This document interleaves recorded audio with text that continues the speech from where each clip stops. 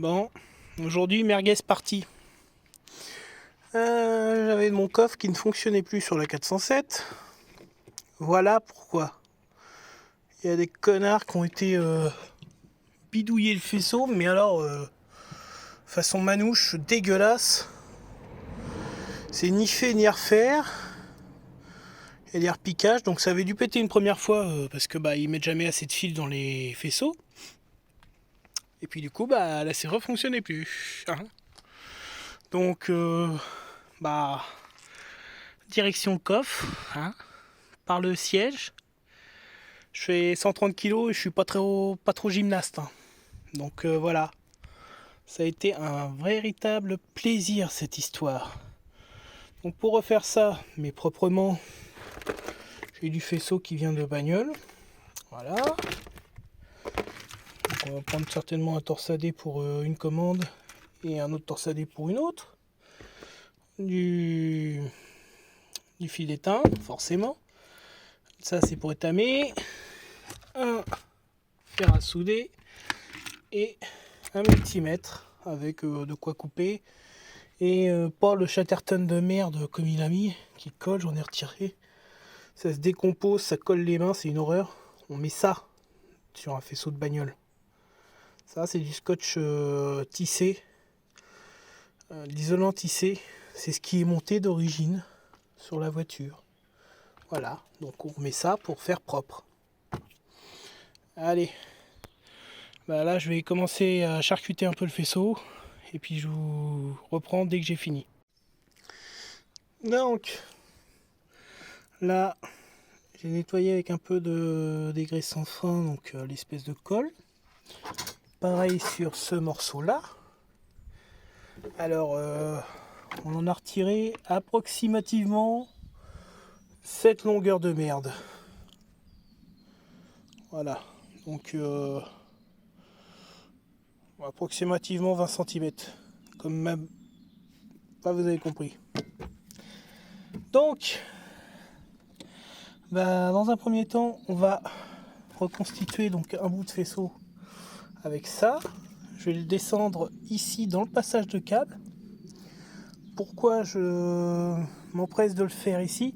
Parce que je vais laisser beaucoup de longueur pour souder directement ça à l'intérieur. Et après seulement je remonterai et je repasserai donc notre passage de câble du coffre. Voilà. C'est pour ça, d'abord on rallonge cette partie-là du faisceau. Et ensuite on s'occupe de celle-là. Allez, on y va. Donc j'ai mon combo gagnant de fil. Hein. Donc ça c'est des fils normalement 230, 16 ampères. Donc ça devrait le faire pour juste des commandes. C'est bon. Parce qu'il y a lumière, du feu, et puis ça, enfin le bouton et ça. Donc voilà, pas grand chose. Donc on va monter ça. Je le passe là. Par là, je récupère là, comme ça je soude là direct, et comme ça je peux remonter mon faisceau proprement. Allez, on est parti. Donc voilà comment le travail doit être réalisé. On glisse. Là-dessous, on a notre petite soudure, donc réalisée parfaitement avec l'étain. Voilà. C'est du fil de récup, donc c'est pour ça qu'il n'a pas l'air super beau, mais il fera l'affaire. Et on glisse une petite, un petit bout de gaine thermorétractable qu'on viendra chauffer après. Ensuite, on isole avec l'isolant antissé et on le repassera là-dedans.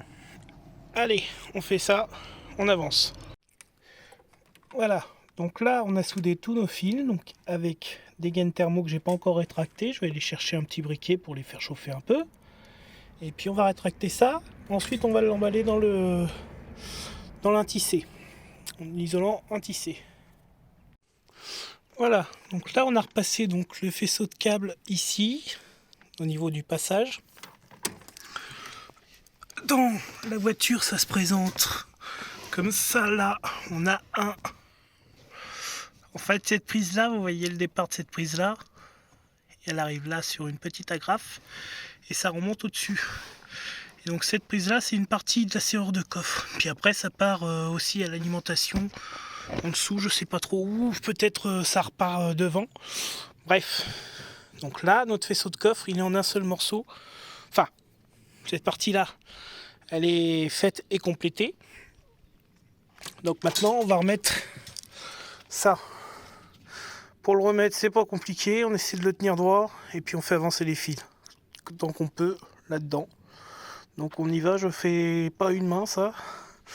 Et alors faudra le remettre après dans le bon sens, c'est-à-dire comme ça. Voilà, il y a un petit clip, puis après ça fait joint. Voilà, allez, remets ça.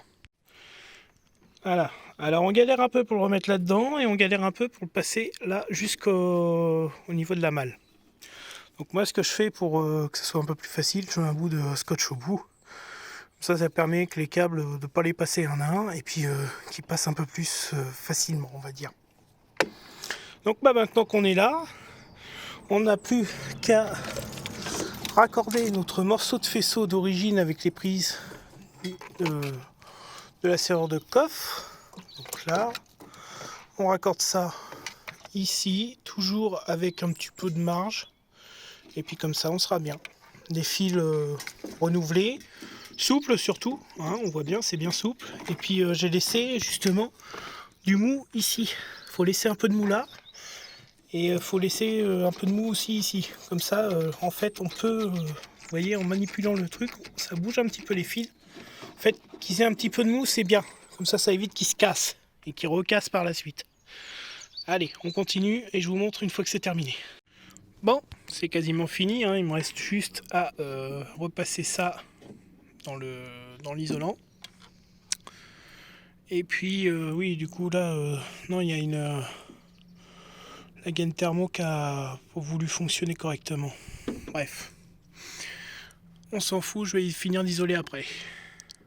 Donc là, on a notre serrure qui est en position fermée. Et voilà. Donc on peut regarder une nouvelle fois. Hein. Donc je viens verrouiller ma serrure. Là on vient d'entendre la sonorisation qui s'est réveillée avec l'ampli JBL. Et donc je viens appuyer sur mon bouton 407. Et ça marche bien. Voilà. Donc on a réparé notre faisceau. Il est quand même nettement plus propre que ce qui était dessus. Donc je vais laisser un peu de mou en fait dans l'isolant. Comme ça. Et je vais le passer. Et puis voilà. Donc je vais d'abord l'enrouler et puis après finir tout ça. Voilà. C'est tout pour la petite vidéo sur comment réparer un faisceau de coffre mort. Et voilà, c'est totalement donc protégé. J'ai une petite boucle comme ça, ça peut tirer un peu dessus. Il y a un peu de mou de l'autre côté. C'est repassé dans les gaines propres. Ça revient dans les passages d'origine avec les espèces de petits clips de fixation sur tout le coffre, partout, jusque la serrure là et le bouton de coffre. Voilà, c'est terminé.